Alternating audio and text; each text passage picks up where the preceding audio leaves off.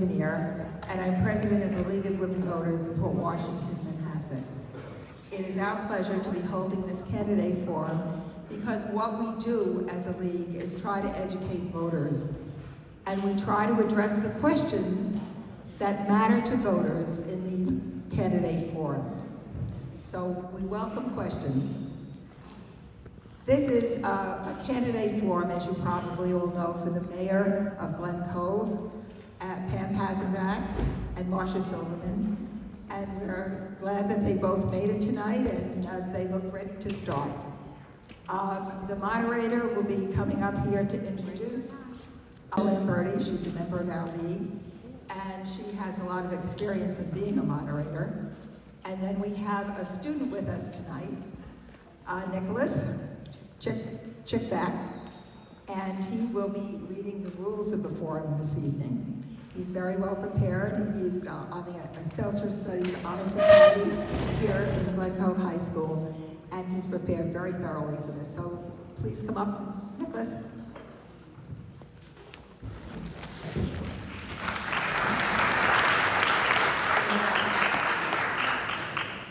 Thank you.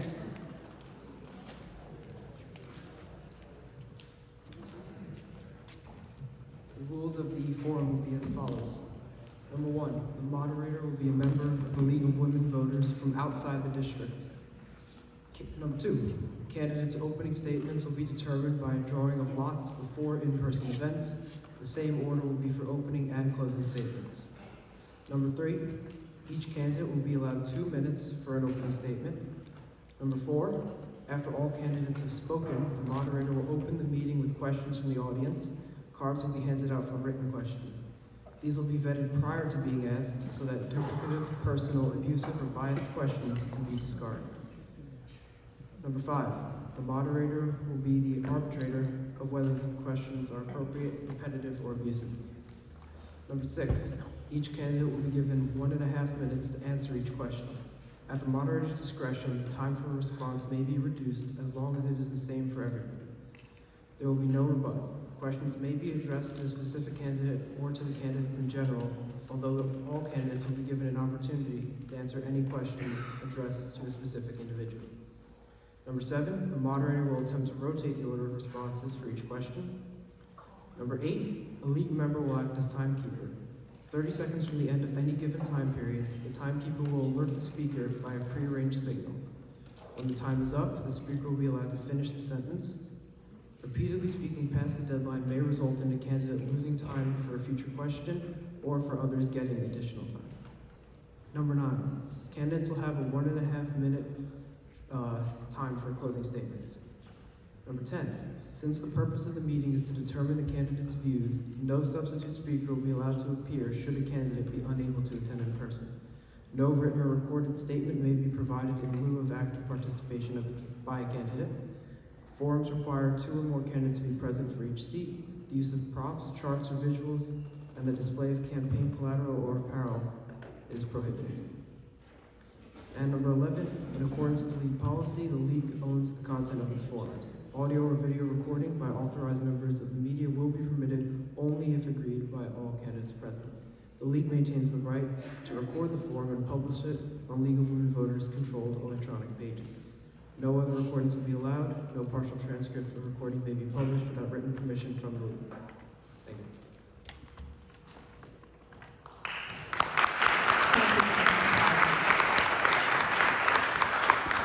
And the key player tonight is our moderator, Marsha Lamberti. As I said before, she's had a lot of experience. And we believe the responsibility for maintaining good government rests on you, the voters. So we have expectations of you as well.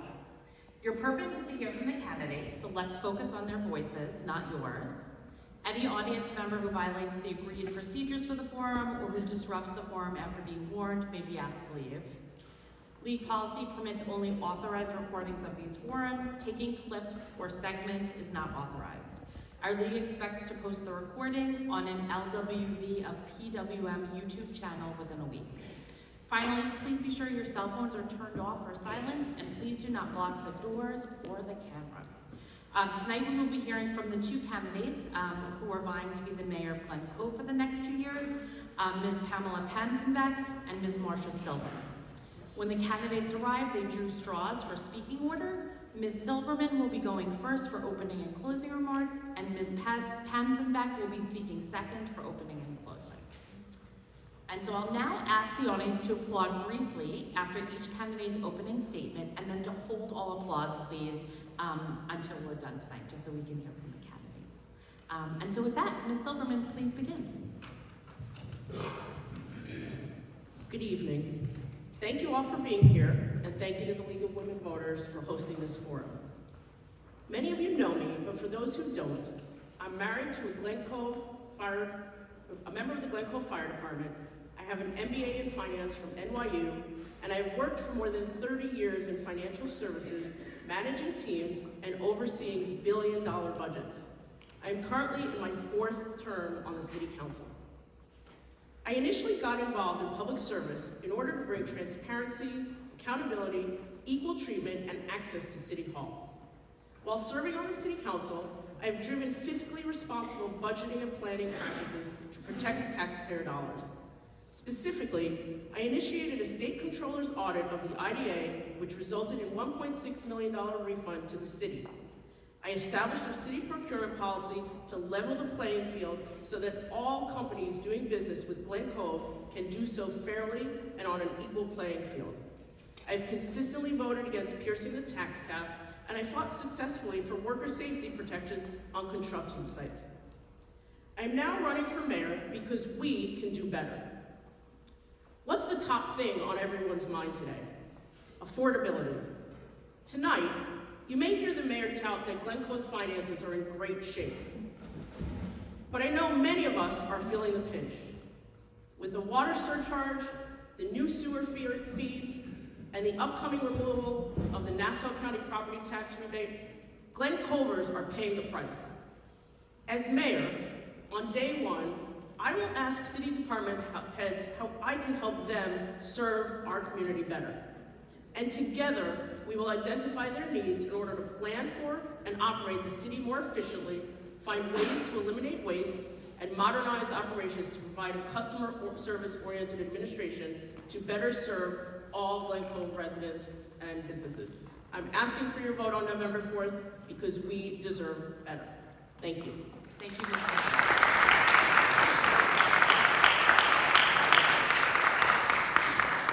Ms. Panzenbeck. I would as well like to thank the League of Women Voters for setting up this forum and all of you for attending. It's nice to see you all here. So good evening. My name is Pamela Panzenbeck, and I am currently serving in my 2nd term as your mayor. I am here tonight to ask for your vote in the upcoming election and to let you know why you should vote for me. I have had a very successful 4 years and served the city and the residents well. I love Glen Cove and all of our residents, and it shows. Wherever I go around town, I get thank yous and praise for my accomplishments, of which I have a great many. I wish to keep the momentum going. There is still so much more to do. Every single park and recreational facility has had major renovations, refurbishments, and improvements.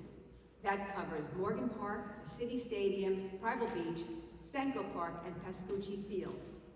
The call for more pickleball courts has been answered.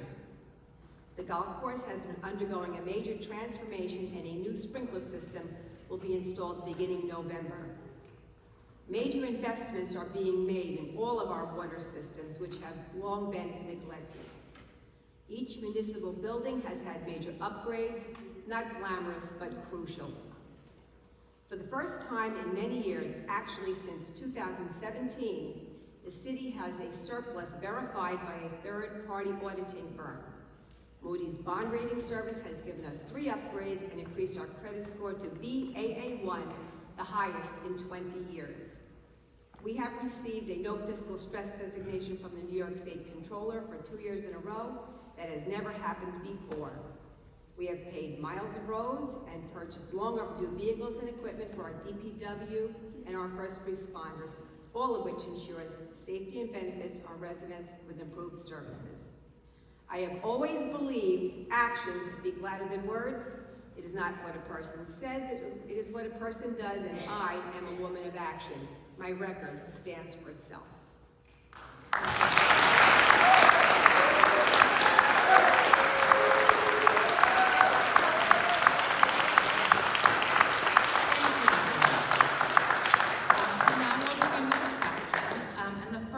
We're going to start with Ms. Silverman. The question is, what are your plans for revitalization of our downtown and with all of the empty stores? It's a great question. We've had a downtown for years. If you look back at elections from 20, 30, 40 years ago, revitalize the downtown is always an issue. How can we actually get it done? What I will do is use the IDA in the way that it was intended to be used. To develop industry, not to give away tax breaks and financial assistance to high-density residential, to actually bring in businesses that create jobs, that provide services for the people want and need in Glen Cove, where you can buy clothing, where you can get household items, and things that people want to do so that our downtown does not shut down at 5 or 6 p.m. We need a revitalized downtown for all residents of all ages so that we can do better. Thank you. No comments between questions, not to be a stickler. I want to hear from the candidates. Ms. Panzenbeck? So we have been working on revitalizing our downtown. It is not as easy as one would think it actually is. We've opened a lot of new, different types and varieties of restaurants. People complain about spas and nails, but that is what people tend to spend money on.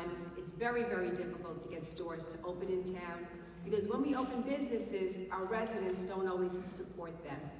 Every one of us in our neighborhoods have Amazon boxes every single day, and we need to make a commitment to stop shopping online and supporting our stores that are actually here. But we have opened a number of new business. We have a very, very active downtown bid, which brings activity downtown. We just need more, and it is not easy. Thank you. Next question, we're going to start with Ms. Panzenbeck. What are your plans for cleaning up the public areas? For example, very, very dirty parking lots. Well, I'm not sure exactly what you're talking about. I did see a dirty parking lot the other day. A great many of our parking lots are privately owned, and if our parking lots are privately owned, we have to go after code enforcement. I don't want to say the parking lot that I reported the other day, but our own parking lots are cleaned by our city workers, and they do a very, very good job at that. So if it's a private parking lot and someone notices that it's dirty, call me. I will report it to code enforcement, but I don't really see so much of that. I see sometimes overgrowth and weeds, and we tend to deal with that through code enforcement. Thank you. Ms. Silverman? Yeah, I think that, first of all, our Public Works Department works extremely hard and does a great job.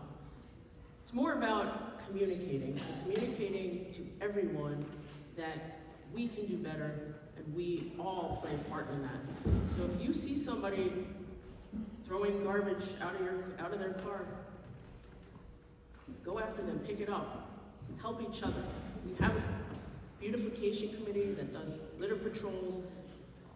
Usually it's the same 10, 15 people that show up. We can do more collectively. But on top of that, the mayor touched on this, it's really enforcing our codes equally. That if there are abusers of our codes that are not maintaining their properties, it should be enforced equally across the board to everybody.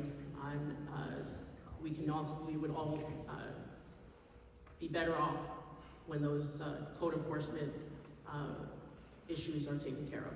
Thank you. Ms. Silverman, how do you think we can increase civil discourse and collaboration at city council meetings?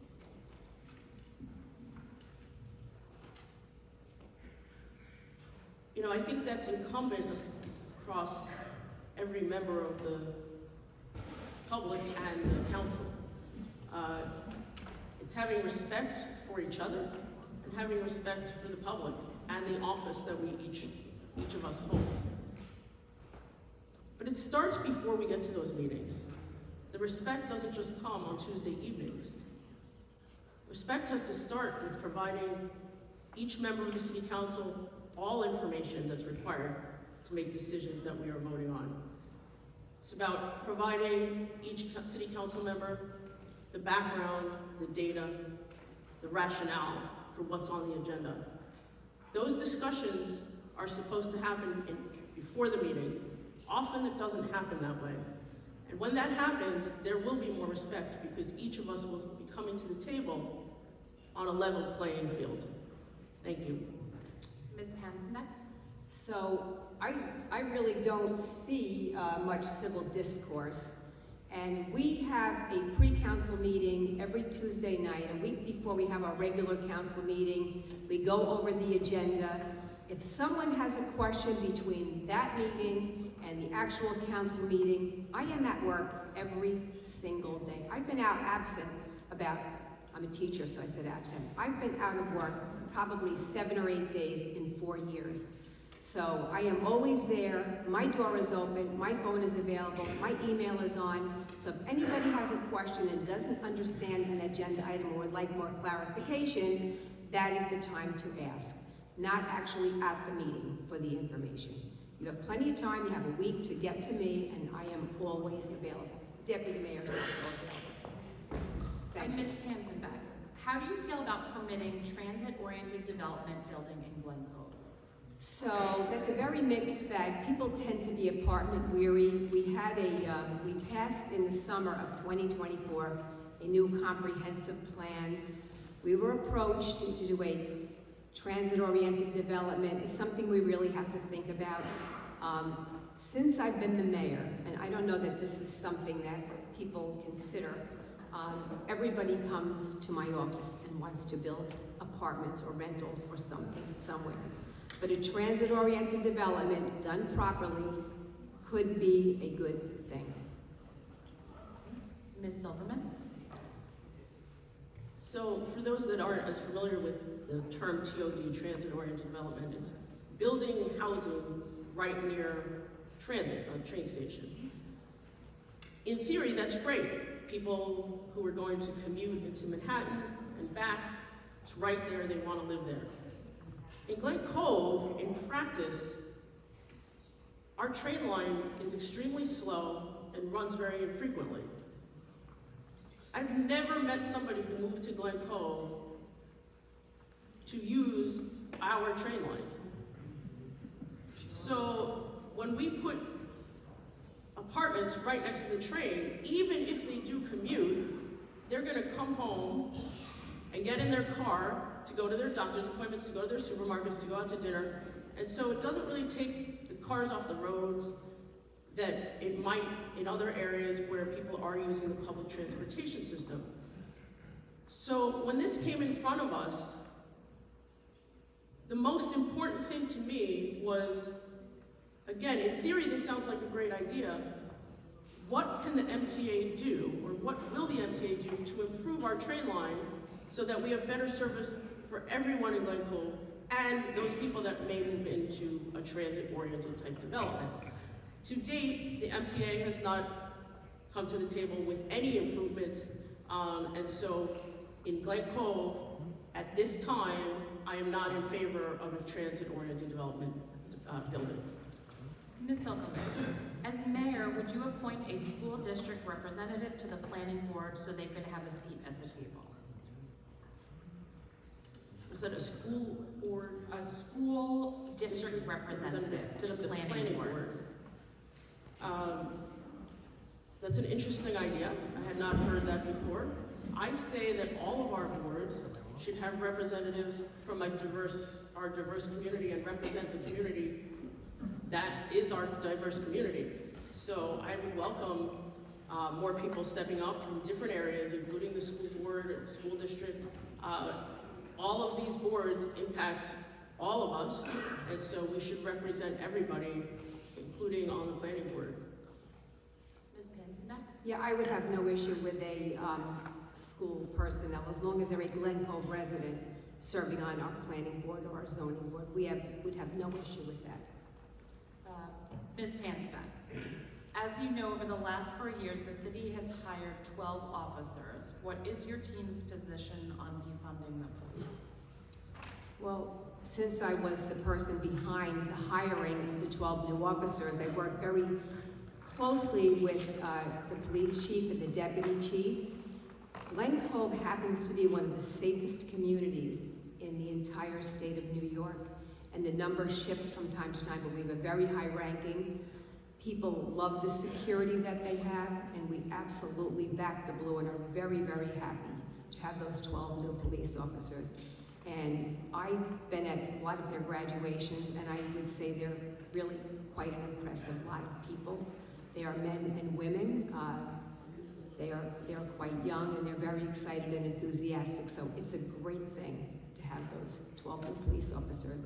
We would never want to defund the police. Never, ever. Ms. Silverman.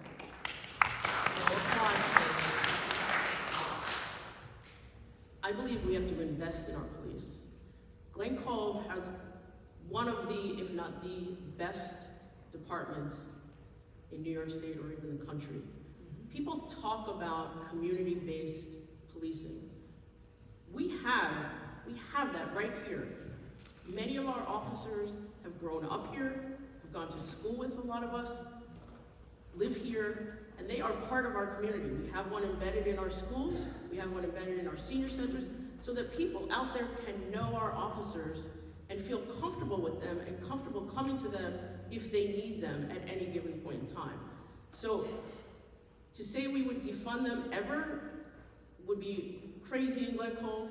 We need to invest in them and keep them just the way they are, and even better if that's possible. Ms. Silverman. No clapping, guys. I'm going to enforce it across the board. What is your position on granting pilots payment in lieu of taxes for additional high-density residential development in Glen Cove?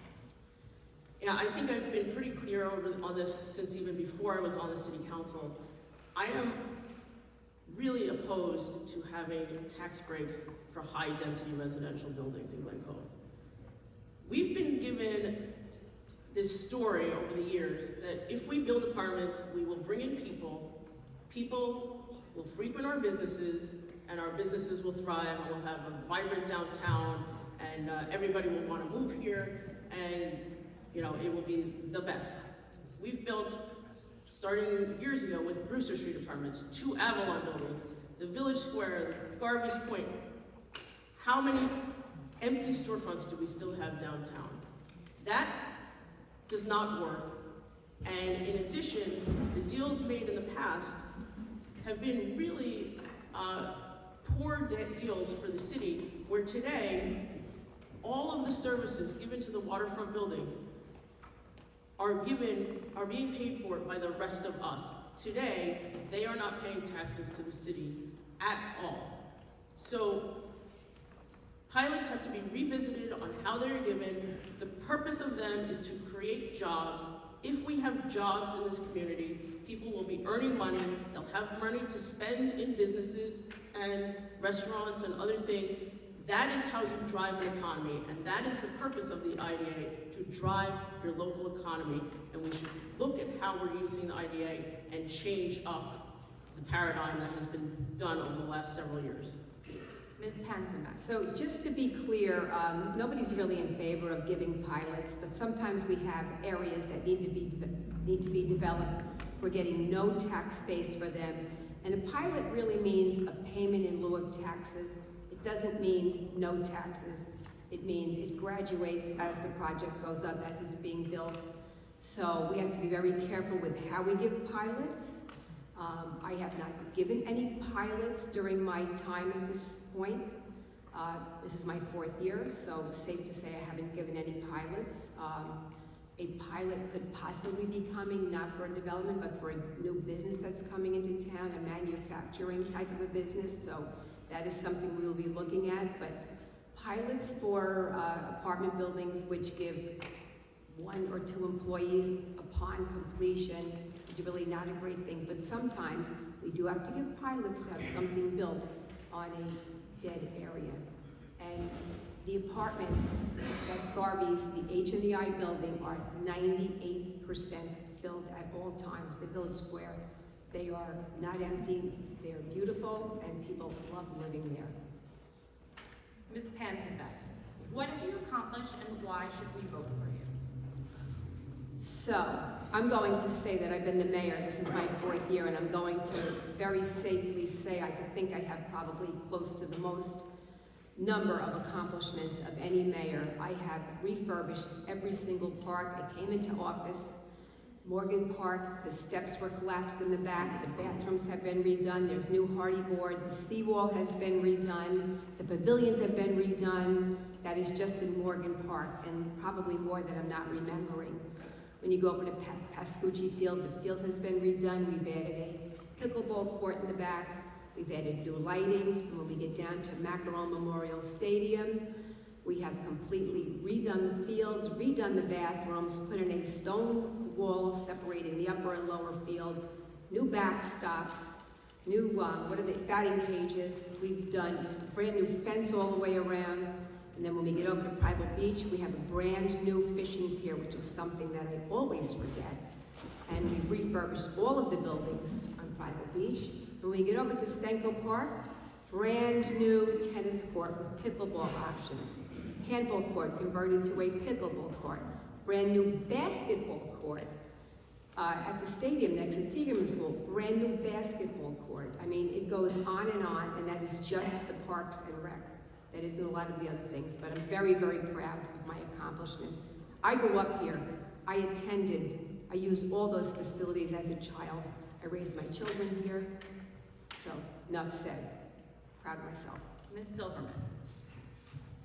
So I just want to clarify on the prior question on pilots, that today, if all of the buildings that have a pilot agreement were paying their actual tax rate, the city would be collecting an additional $6 million from those properties, just those 9 or 10 properties. That means that the rest of us taxpayers are paying that $6 million that's missing from them to fund the services to those properties. So when we just heard that, oh, the price goes up, it's payments in lieu of taxes, yes, but it's set, and it's set years ahead of time, and when the tax rates go up, those often get outdated. And the mayor, when she was a city council person, voted for the waterfront pilot and was in favor of it, and that is giving us one of the biggest gaps in our budgets today and going forward for not just the city, but for the school district. And a lot of the accomplishments that have been mentioned, those take years, and many of them started under the prior administration. Water, when I got into office in 2018, we had 2 water wells operational. And within my first month, I went with then Tim Tenke, the mayor, to the County Department of Health to set out a plan to improve all 6 water wells. And now, today, after all that time, that plan is almost finished, and we have all 6 operational today. So I can't rebut that. There is no rebuttal, but Okay.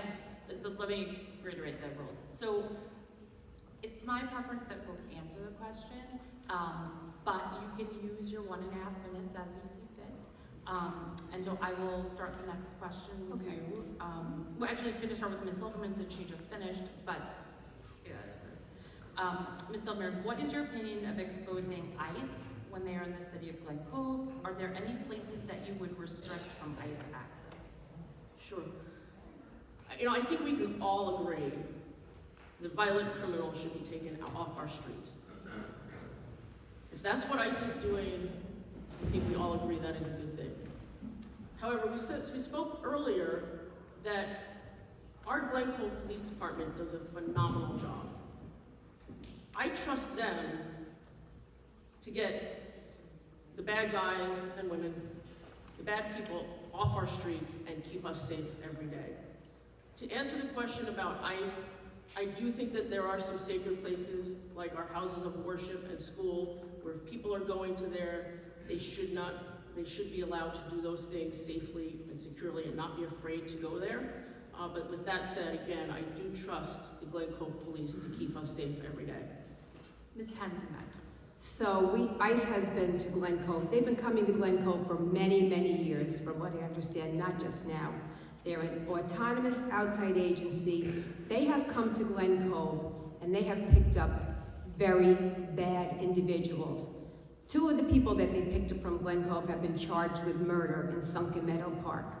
And it's a case that we watched last spring on News 12. So they've taken very bad people. They are not here taking innocent people. They're taking people, and a lot of them are not our Glen Covers. They're people who have come here to hide or to get away, or they were en route to other places. But back to pilots, and back to that Garvey's pilot that she's talking about. The buildings at Garvey's do pay taxes. The condominiums pay more taxes than most of us pay for our homes. And were it not for that project, that would be a dump. It was a waste, it was a dump, and that is why I voted for that pilot for the infrastructure. And I cannot tell you, not only did I vote for the pilot, the school board, the county, and the library board voted for that pilot. And we are working on those terms at this time. That is not finished and is not a done deal. And I have done more improvements on water infrastructure than any other mayor, and you can ask my water supervisor. He's not here. Ms. Ms. Panzenbeck. It is often challenging to balance between promoting growth and being fiscally responsible. What are your general principles to strike such a balance for Glen Cove? So I've actually done all of these accomplishments through very challenging, but through capital borrow and through budgeting and through grants. But we need to put the money first. We just can't continue to grow and spend money and spend money. In 2017, the city had about a $3 million surplus. In a short 4 years, it went to a $5.2 million deficit. Don't quote me, my numbers are a little rough. At one point in 2019, Councilwoman Silverman did the 2020 budget. And just as she's such a financial expert, and I'm sorry, Marsha, but the budget tanked that year. And that was the year of COVID, but a lot of things did not occur in the city. So it's very, very hard. We look at everything we are spending. Do we have the money? Is it in the budget? Do we need a budget transfer? I have great people that I work with who help me with all of these things. A good leader knows who to work with and who not to. Ms. Silverman. So, as everybody knows, our code states that the budget is the budget of the mayor, and then the mayor does not vote on it because the budget is presented by the mayor. I've never written the city's budget. I've never been the mayor until hopefully next year. So let's just get that straight. I was not the mayor at that time, and I did not author the budget. Back to the question of how do we know how much to spend versus, be fiscally responsible, really comes down to metrics. So you want to invest and you want to have a return on that investment. So everything we are doing in this city, what are we getting for it? You want to grow and you want to invest. You want to make sure that we're not neglecting our infrastructure, like our parking garages, like our water had been, like our golf course had been. We want to invest in those things so that we have returns on them where people can use them safely, can enjoy the benefits, and like something like the golf course where we can bring more players there instead of people leaving because it's dilapidated and run down. So we must invest in it, but we have to do it smartly with the right metrics in place to ensure that we're not overspending on something and that we are investing in the right places where we can get a return that benefits all of us. Thank you. Ms. Silverman, what is your plan for the Glen Cove Ferry and Terminal so that there is no burden on residents for potential repayment to the government? Yeah, so in the past, we've tried, we've had potential things about to get started, and then COVID hit. The bottom line comes back to the same answer on the last question is, it has to be financially viable. so that it is not on the backs of the taxpayers. Congressman Swazi has been working on this issue. I don't think it's public yet, but we are partnering, and it's great to have partners at all levels of government, whether it's the county, the state, or the federal government that we can work with at different levels to bring in partners to get something that will be financially viable for the city of Glen Cove. So keep your fingers crossed, and hopefully more to come on that. We appreciate his assistance on that issue. Ms. Panzenbeck. So we are working with a ferry operator who has come to us. We almost did a ferry pilot last year, but for reasons being we couldn't, it would have been much too much for the riders and it would have failed, so we held off on that. We've been approached by someone who wants to run the ferry. Sometimes when a deal is too good to be true, you have to be extra cautious.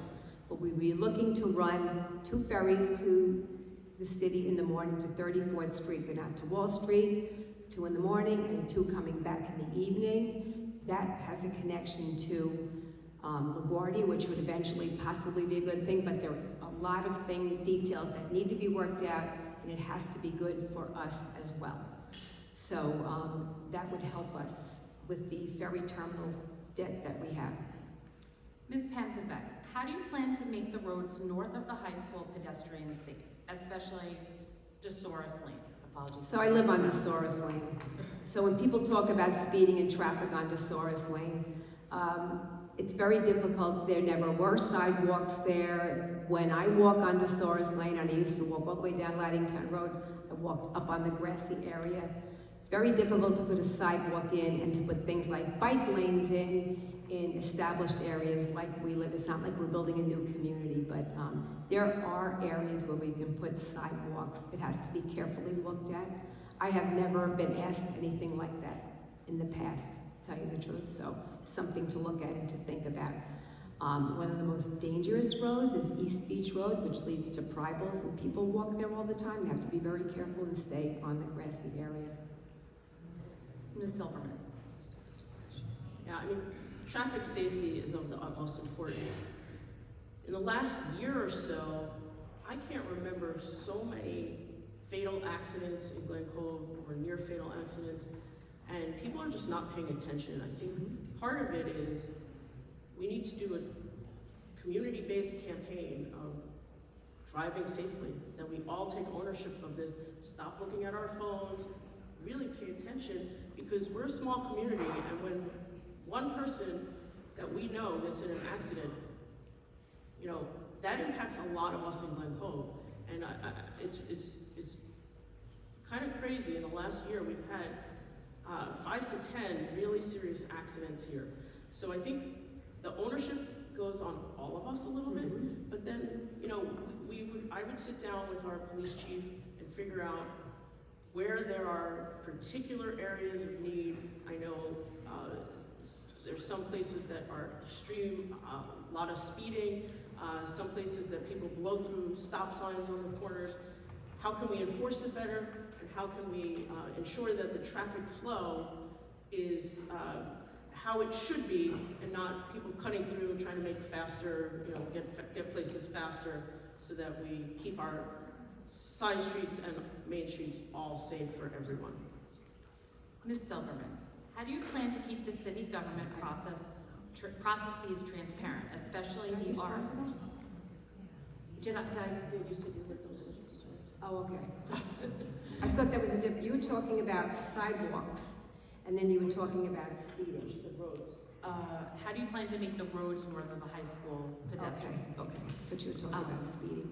Ms. Silverman, how do you plan to keep the city government processes transparent, especially the request for proposals, RFP process for city-owned properties?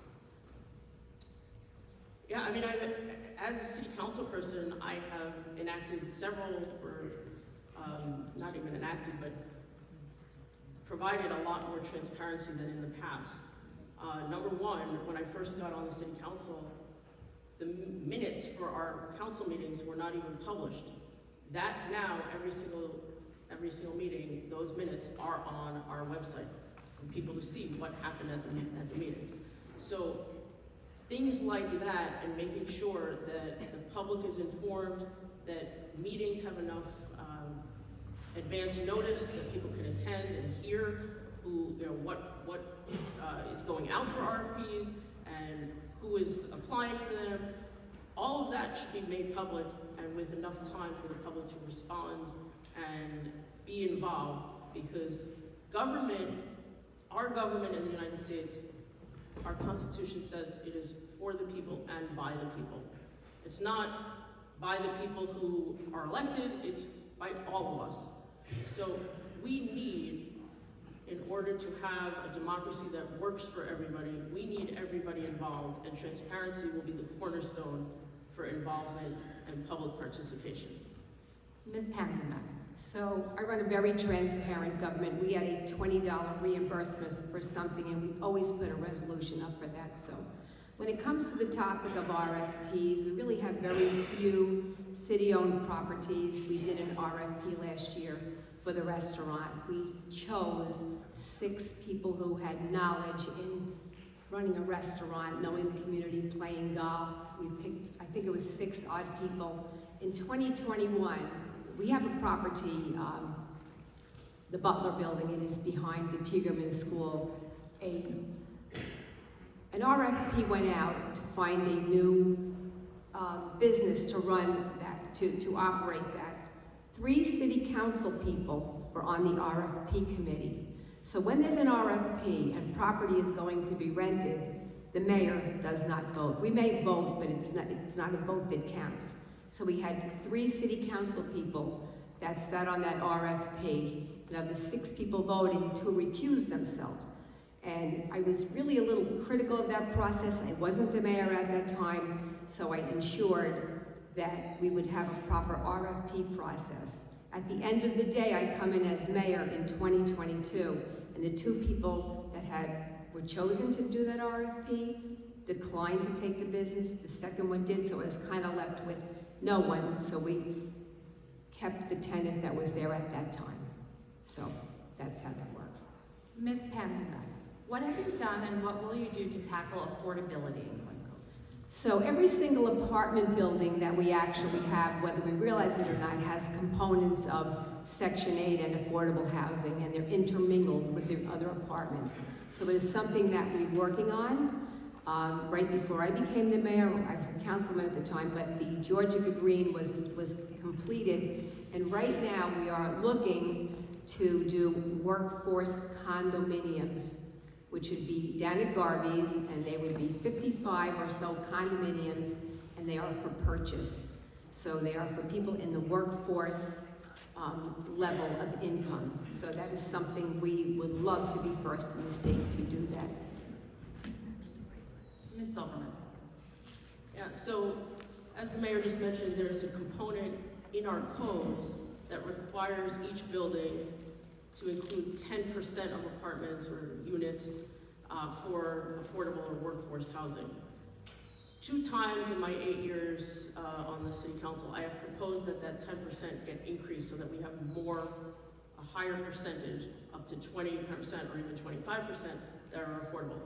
Both times that measure has not been allowed to be brought to a vote for the city council. Then when we were working on the master plan, I brought it up again, and it's still, the answer then was, well, we're working on the master plan, wait till after that's done. So I brought it up again after, and it has still not been brought up for a vote. So number 1, we should definitely require builders to include more affordable housing. So that's number 1. Number 2 is what we just discussed a little bit earlier, is giving away money. Pilots, again, today, if the 9 or 10 properties that have pilot agreements paid the actual tax rate and their assessed value, the city would be collecting $6 million more than it does today. $6 million more that the rest of us have to pay in order to make up the city's budget. If we limit and eliminate irresponsible pilots, the rest of our affordability will increase because we will not have to subsidize those developers. Thank you, Ms. Silverman. Ms. Silverman, Do you believe the city needs a moratorium on building more apartment buildings? So I think, I like to go and listen to what's on people's minds. I always say I'm a representative and I can represent people when I hear what's on their mind. What I hear out there is that Glen Cove does not need more apartments. So I think, every application that comes into the city should be looked at individually. I don't know that a flat-out moratorium imposing a flat-out moratorium is the way to go, but everything should be looked at individually, and that, we have developed a lot in the last 10 to 15 years. Glen Cove is one of the only municipalities where the population has increased in New York State. The rest of New York State's population has decreased. Glen Cove's population has increased, and that is because we've developed a lot over the last 10 to 15 years. More people have moved here, which makes it more crowded, more burden on our infrastructure, more burden on our schools, our roads, traffic. And until all of that is resolved, I would say, I don't know if you want to call it a moratorium, I would say pause and make sure we can provide for the people who are here today, provide the services, the infrastructure, and see where we are a few years from now. And if more development is necessary, needed, then we take it from there. Ms. Panzenbeck. So, I don't know where that $6 million number comes up. Nobody really can figure out where that comes from. We've tried to figure out where you've gotten that number, so I really don't know. But we are sort of in a pause right now. What is happening is we are completing projects that were approved a long time ago and waylaid during the COVID and during the pandemic. So those things are proceeding, but everybody wants more apartments. Everybody wants low-income housing. That's going to be apartments, so for the most part. Builders don't want to build low-income condominiums because they want to make money on that. So it's a little bit tricky, but we are in a pause. Right now, we need to ensure that we have enough water for all of the residents that we have already, and enough water infrastructure. We have 6 wells. I don't know that we have the wherewithal to put more in at this time, but we actually are in a slowdown, so we haven't approved anything for quite some time. One thing that would be coming up is approved already. Ms. Panzenbeck, do you support a ballot referendum changing the charter to non-partisan elections? So, yes, I do, but I believe that will never, you're talking about like with the green team and the blue team that other communities have, not Republican and Democrat. Yeah, it would be exactly that. So, the candidate is not affiliated with one of the issues and why I believe that will never ever happen is because people use local elections and local government as a stepping stone to bigger things. So Tom Swazi, who was our congressman, was once a Glen Cove mayor. Chuck Levine, who was our assemblyman, was once a Glen Cove councilman, as was Delia. So a lot of people use these positions to step up to bigger and better places. So as much as I would support that, I don't think it will ever happen. Ms. Silverman. Look, I think everybody has the choice to vote for the right person. Parties sometimes skew that and muddy the waters. So if it's a better way for the public to identify who will do what that voter wants them to do, I would be all for whatever the public. I would be amenable to have a public referendum because it's really their choice. Again, for the people, by the people. So it wouldn't be my personal decision. It really should be a ballot referendum. More importantly, I think the mayor and city council should be longer than 2 years, which I proposed several years ago and was shot down on that one as well. But I think it's very costly to run elections, like the Board of Elections and all the staff and workers who run the elections, as well as it makes for short-sighted decisions when people are in office for only 2 years, you're really running for your whole second year, and at that point, you're running for re-election and you're not governing as much. So the short-sighted decisions that it causes would be a real good reason to have longer terms, to be able to have a vision, set a plan, and follow that plan through. So I think that's even more important. But again, it's for the public to decide. Ms. Silverman, what should the city do to increase enforcement of the e-bikes and their abuse? Well, you know, back to our police department, they are phenomenal, and as soon as this became a real issue just several months ago, they've been on it. I don't know that there's a lot else to do.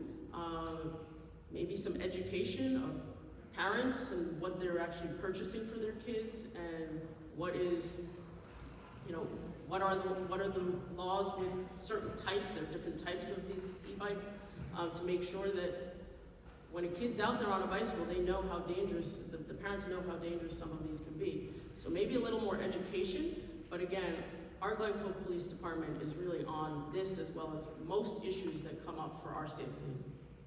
Ms. Panzenbeck. So the police department has put out a flyer on their social media about what actually, a lot of these are motorcycles, they're not really bikes, they're very, very powerful.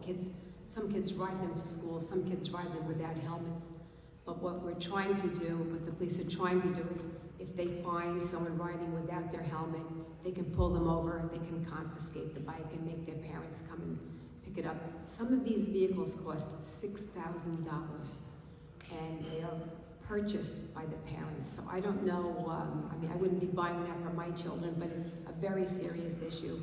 And when you're out and you're driving and these bikes are in the road, if you're coming out and the kid is coming down, a lot of the kids are not equipped to stop the bikes quickly. It's pretty seriously, and it's pretty dangerous. So our police are on it as much as they can be.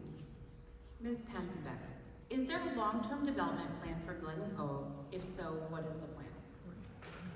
A long-term development plan, like in terms of development?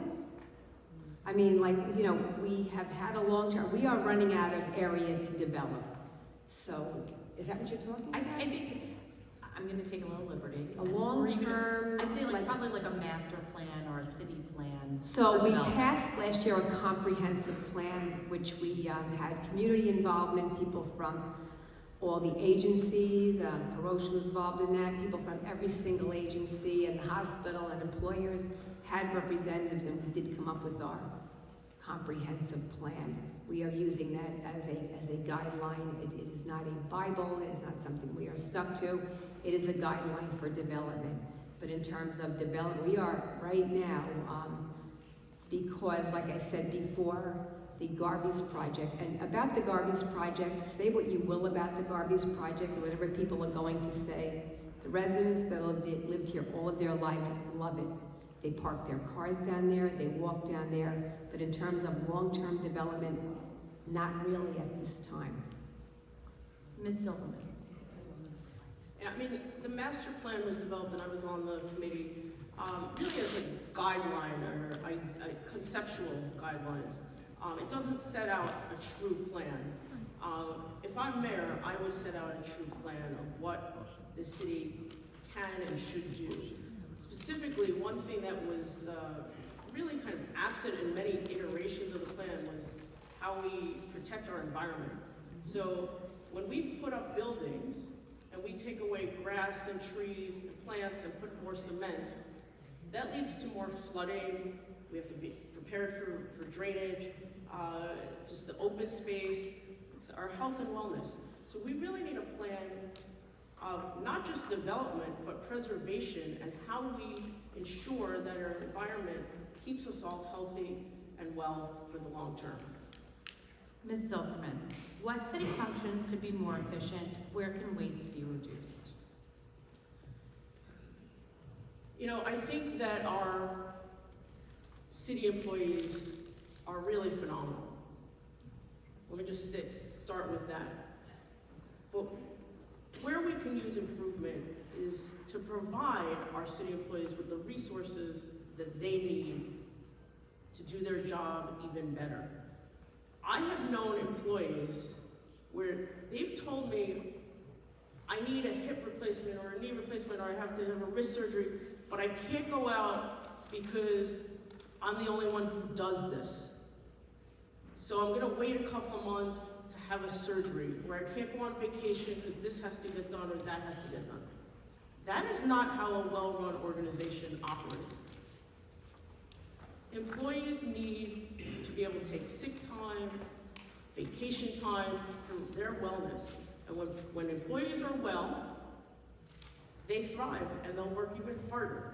But when employees are run down because they don't have backups and they don't have the support and the supporting staff that they need, we can do better. So we can have people backing each other up better, and we can have continuity of business so that if somebody does go out, things can get done and it doesn't just sit and wait for that person to get back.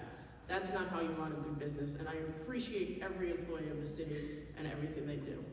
Ms. But we can Panzenbeck. do better. Ms. Panzenbeck. That's just an interesting response, because I don't know, we've had probably 5 people who have had knees replaced in the last year and a half.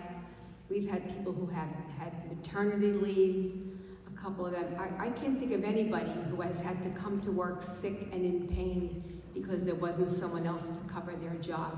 Sometimes in a city like this, people love being in charge of something, and oftentimes they don't like to share their responsibilities with other people.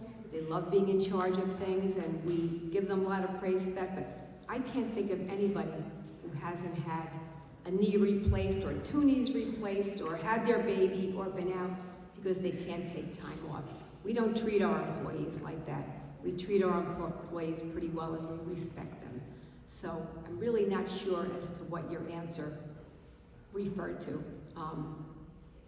My husband got a knee last year. It was a personal choice as to when it would be the best time for him to get it done, and I think that's what some of our employees do as well. Ms. Panzenbeck. For the last 2 years, there have been claims that one-shot revenues would spoil the budget. Did that? We really have not had one-shot revenues in the past 2 years. We've been working on our budget. We've been working very hard to cut our expenses. I mean, I don't think we've had a one-shot revenue since the Tigerman School was sold in probably 2017 or 2016. So we've been working within our budget, we've been working within the taxes that we collect, and we are not working with one-shot revenues. We've created a very effective budget with our revenue and our expenses, and we've been sticking to it and working with it, and it's gone well. We have had operating surpluses every single year since I've been the mayor. Ms. Silverman. Our state controller often says that one-shot revenues should not be used for operating expenses, day-to-day expenses. So what that means in layman's terms is, if you get a birthday gift and you get $500, you use that for rent this month and you cover your rent. Well, next month you won't have a birthday, so you won't have that $500 to cover next month's rent. So the city has done that time and time again. We sell a piece of property, like the Tigerman School years ago. We get one-time revenue, spend it, and then the next year we don't have that asset to sell. So in the last few years, we have gotten the return from the IDA, from the county for the IDA audit, where we had overpaid the county. That audit yielded $800,000 back to the city. That was a one-shot revenue. We also got ARPA funds on over $2 million from the federal government. All that has been spent. Whenever we get a one-shot revenue over the last 4 years or longer, it has been spent, it is gone. We do not put any in reserves for a rainy day, and we should start doing that in the future. Ms. Silverman. What is the procedure used to determine which employees get a raise? I'm assuming we're referring to town employees. City employees, I should say. To be honest, I don't know. I am often, as a city council person, I am just given names in front of me that I do not often, or I don't ever get any supporting information, so I don't know how those decisions are made. Ms. Panzenbeck? Well, we have a contract with the CSEA, which we negotiated last year, so they have their standard raise. And because of the city's finances, every year when we would do the budget, department heads would come and say, Joe Schmo performed very well, can you give him some extra steps, or can you do something like that? We never did that. I have started to give out some steps, which is kind of like merit-based. In the interim, aside from that, I have given grade changes. I have given promotions to people. I have encouraged people to take tests to upgrade themselves. But a lot of our workers in our yard don't have the opportunity to take tests to better their scores. So we've given them some merit raises. We verify their employment status. We verify their performance with their supervisors. And that is how we give raises. Ms. Panzenbeck, related to affordability, what kind of tax relief, what kind of tax relief for the average homeowner could be offered? Well, what we've been doing is not raising taxes. And what we are looking to do right now, what we are going to do is, we are going to take our sales tax, the general sales tax that people spend in Glen Cove. 3% of it goes to the county. We are going to take 1.5% of that back. That is our money. We are going to be getting that money back, and we will hopefully build reserves with that, and again, not have to raise taxes. The last thing I want to do when I go to the senior center and I see all the seniors and they're having difficulty paying their heating bills and their food bills, the last thing I want to do is tell them that I am increasing their sales tax. So we are always looking for ways to bring in more revenue and not have to increase taxes. This will give us the money that is spent in Glen Cove. We will be getting 1.5% of that tax.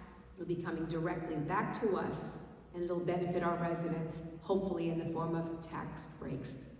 Ms. Silverman?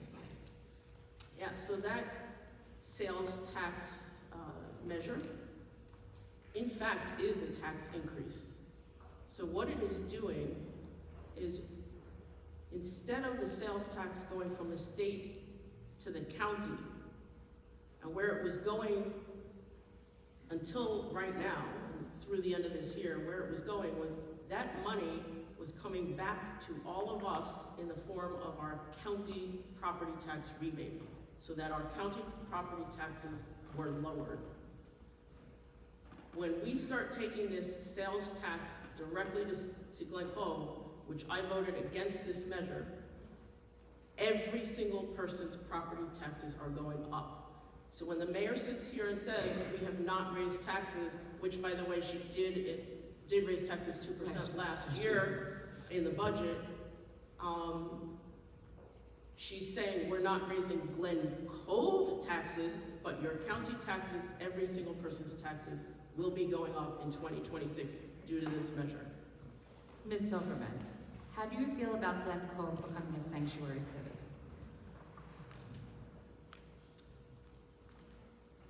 It's not becoming a sanctuary city, so not sure. I can rephrase it. Like, should it? Or? We'll rephrase that. How would you feel about Glen?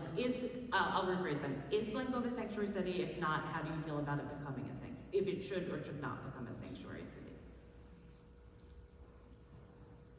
So again, I think our Glen Cove Police Department keeps us safe and keeps everybody safe. So there's no need for anything more than what they do to keep us safe every day.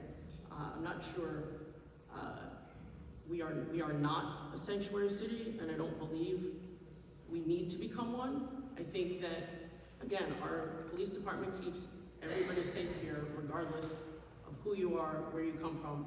If you are a criminal, they will find you, and if you are not, they will protect you. Ms. Panzenbeck? Yeah, Glen Cove is not a sanctuary city, will not be a sanctuary city. Our police are very much on top of everything. If you are a person and you are not committing a crime and you're not doing something wrong, you have nothing to worry about. They are not going out looking for trouble. They're not looking for people. They pick up people, they arrest people who deserve to be arrested. We really have very, very little crime in Glen Cove, and I think it's because of the presence of our police department. Every single one of our police department recruits lives in Glen Cove before they are hired. So many of them went to high school here. So they live in a community, they pretty much know everyone. You can look at someone and say, he looks like a good guy, but I know he's not. He looks like a bad guy, but I know he's not. We have a wonderful police department, and we will not become a sanctuary city.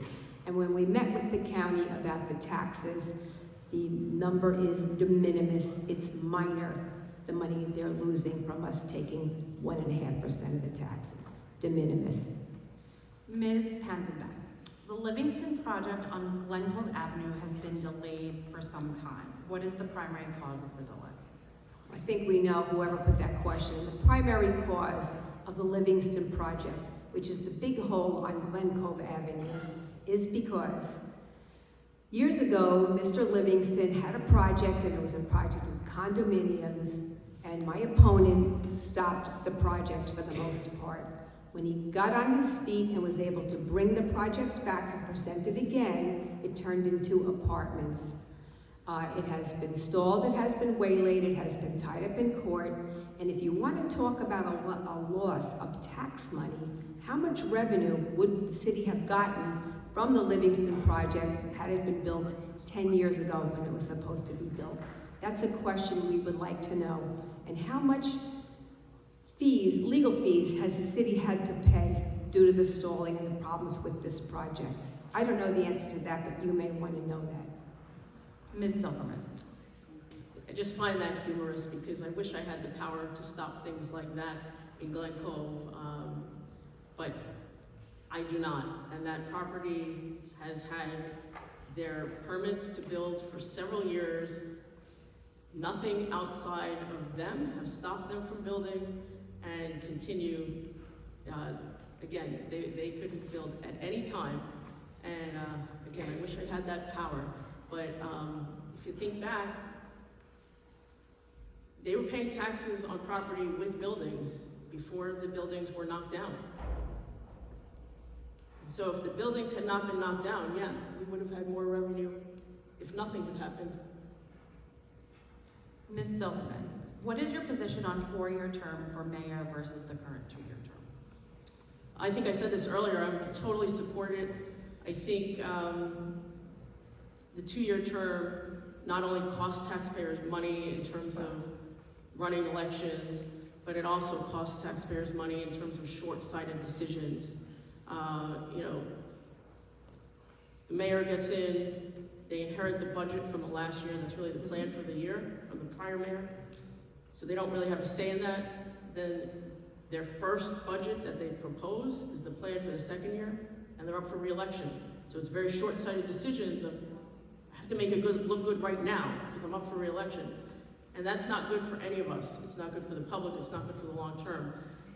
I would like to see longer terms for the mayor and city council, and I'd like to see longer term planning in terms of budgeting, where we only do a 1-year budget today. We know a lot of our expenses and revenues, a lot of it is contractual. We can plan out for the future. We can do better with how we plan and having a vision for 4, 6, 8 years, and then having a mayor to see that through over that time would really benefit all of us. Ms. Panzenbeck. So there absolutely is a benefit to having a 4-year term. These elections cost us personally a lot of money, but sometimes if you have someone that you don't like in the position, it's harder to get rid of them after 4 years. Do not be fooled that when you come in and you have a 2-year term, for my first 2 years, I absolutely hit the ground running. I didn't say, what can I do? And I think sometimes by having a 2-year term and 2 2-year terms, I feel the need to get things accomplished because I can't sit on my laurels and wait for the third and fourth year to make my accomplishments. And do not think that just because we are mayors for 2 years that we do not have a long-term vision for the finances and for the capital borrow. We look ahead, we know what we're going to need. We have contracts with our union, we have contracts with our police department, we have expenses for health insurance. We know what we have coming up and we do plan for that years in advance. So the 2-year term, sometimes if you have a 4-year term, maybe you're gonna wait before you start to work. People say you don't accomplish anything in your first year. I accomplished a great many things in my first year. Ms. Panzenbeck, what would be the top infrastructure projects for your term if elected? Well, we need to continue on our water. We are voting on about $15 or $16 million of water infrastructure because all of our water wells, we got a new well, it took a delayed opening, we got a new well, but all of our water wells were the can was kicked down the road and I am the can picker-upper. So we need to do that and we need to address more our parking garages. Everybody knows our parking garages are in a state of disrepair. We have spent a couple of $1 million fixing and patching them up. We're looking to get grants, but at this time, for Governor Hochul to give us a grant, we need to put apartments on top of the parking garages. I don't think anybody wants that. That would be the way for us to get a grant for our parking garages. I wrote a letter to the Transportation Secretary, Sean Duffy, and asked for help with the parking garages.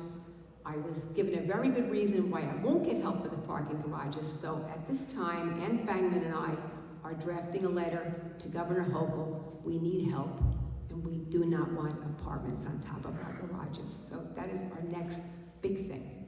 $40 million, $14 million to take one of the garages down. So, Ms. Silverman. I agree. I think our parking garages are a disaster and they've been neglected for far too long. But there are other options besides apartment buildings. We can do private-public partnerships and develop something that is not apartments and have them rehabilitated and then bring in a service to Glen Cove with that private-public partnership. So that is something that we can definitely get done in Glen Cove. On top of our water, which obviously is number one, we all need water to survive, but I also think that we've had some serious climate incidents with serious flooding around, which has damaged not only municipal buildings like our police department and fire department, but number of individuals' homes. So we need to do better in terms of our drainage and building up our infrastructure to protect all of our residents from those incidences, as well as improving our environment through those infrastructure projects. Ms. Silverman, this one's a multi-parter. What are the plans for building across from the senior center in Staples lot and up the hill from the Boys Club? Are you for or against the project of 256 units of Staples? What will you do to prevent suburban sprawl? Okay, so just in general, I think this is about building more apartments in Glen Cove, which we've kind of addressed. So I'll just reiterate that Glen Cove's population is one of the few municipalities where our population has grown over the last 10 to 15 years. People have been leaving New York State, especially through COVID, to go to warmer climates, more outdoor environments. We do not need more people here right now. We need to pause and slow down, build up our infrastructure, make sure we can support the people we have here today, and then see where to go from there.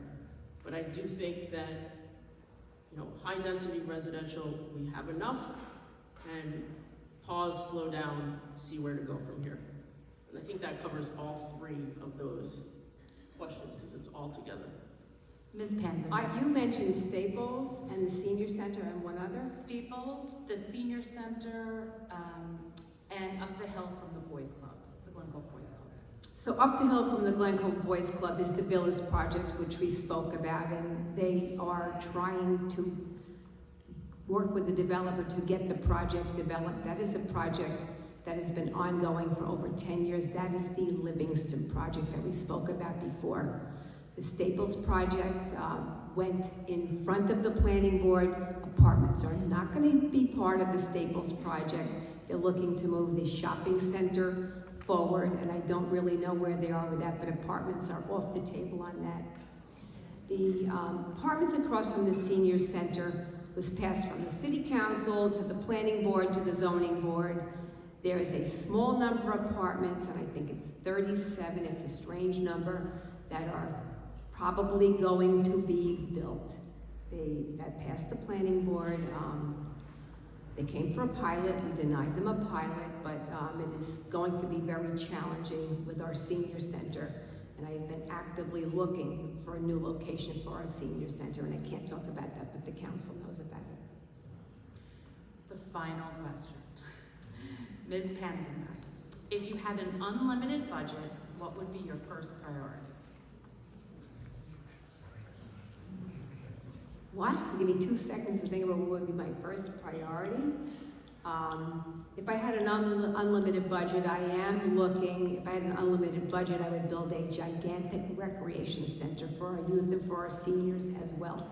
I am looking to do that with a limited budget, but that would just be wonderful because it would be someplace for everyone to be able to congregate and everyone could use it.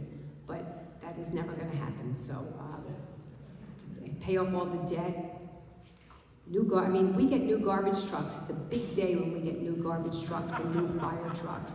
It's a very big, very exciting day. We got 2 new garbage trucks last year, and the gentlemen were very, very excited about that. But if I had an unlimited budget, I would take care of my fire department. We need a new home for our EMS and a rec center that would also house our seniors. Ms. Silverman. Yeah, if we had an unlimited budget, I would survey the public and see what everybody wants. That's wicked.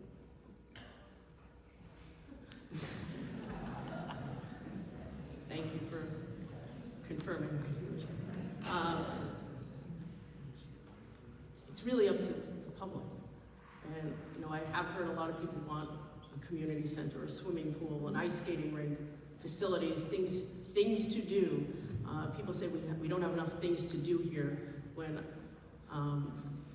we have a lot of things to do. I'm always running around to different organizations, different events, but people want more to do. So I think activities and things like that would be what's on people's minds. But of course, we really have to invest in our infrastructure. We've talked about that a lot tonight. Our parks and our golf course need even more than what we've already invested in them. We have to maintain everything. A lot of things have been neglected over the years, and we can, invest in our future so that, families can stay here and kids who grew up here can come live here. We need, having unlimited money would be amazing. It's a dream. Okay, before we go to closing statements, I want to do like a little public service reminder. So I'd like to remind you that the forum for city council candidates is going to be next Thursday night, October 16th, right here. So I encourage you to all come to that and hear from the candidates. And early voting begins on Saturday, October 25th, and continues through Sunday, November 2nd.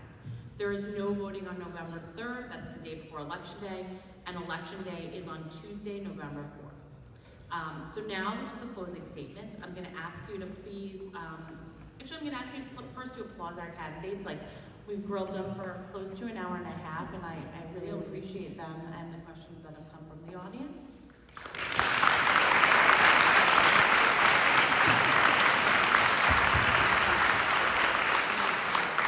And for their willingness to come here tonight and to do these forums, because sometimes we do have difficulty doing that, so I applaud both of you for coming tonight and doing this and being able to speak to your community. We deserve it.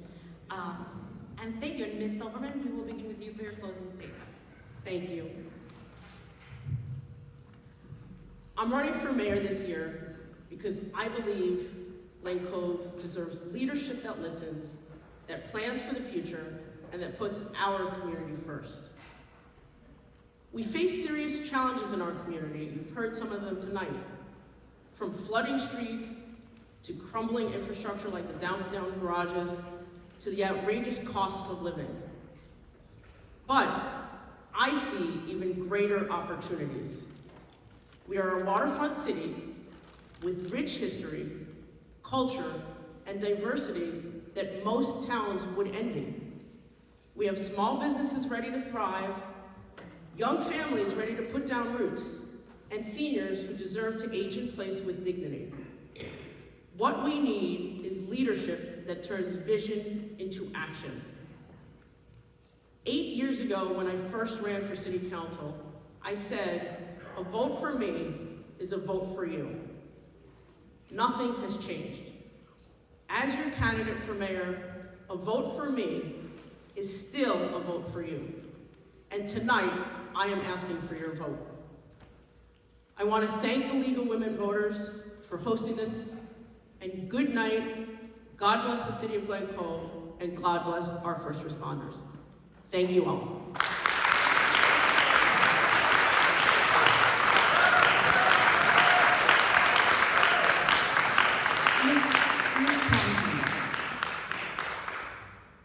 In closing, I wish to thank you all for attending this forum.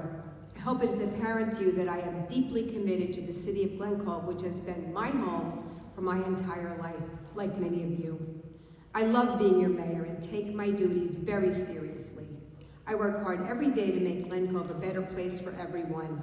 I am a strong advocate for our veterans and have been charged with the refurbishment of their monuments. Much has been done on these. As I said before, under my leadership, there have been major strides in improving our financial status verified by Moody's Investor Services and the New York State Controller. I have prepared 4 budgets, 3 of which have a 0% tax increase. During my tenure, Glen Cove has been getting some phenomenal press, starting with Money Magazine's designation of 37th best place to live in the United States, the only community in the tri-state area. Last winter, Newsday's Feed Me magazine featured Glen Cove as being a dining destination. Just a great story. Then we were featured in Business Views, a monthly digital publication. I backed the blue. Glen Cove is one of the safest communities in New York State, and I always support our first responders and our city employees. Personally, I am and have been involved in my community for most of my adult life as a volunteer for a great many organizations. This I have done long before being involved in the political arena. My works have been genuine, not something I have done for political gain. As I said before, actions speak louder than words, and I am a woman of action. I would like to keep the momentum going. Thank you. Thank you, Ms. Pamela.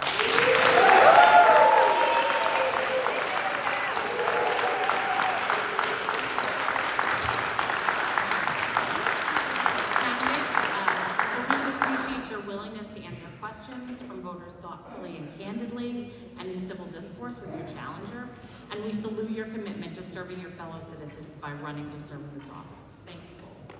Thank you all. And thank you to everyone in the audience. Thanks for your thoughtful questions, and please come next week and remember to vote.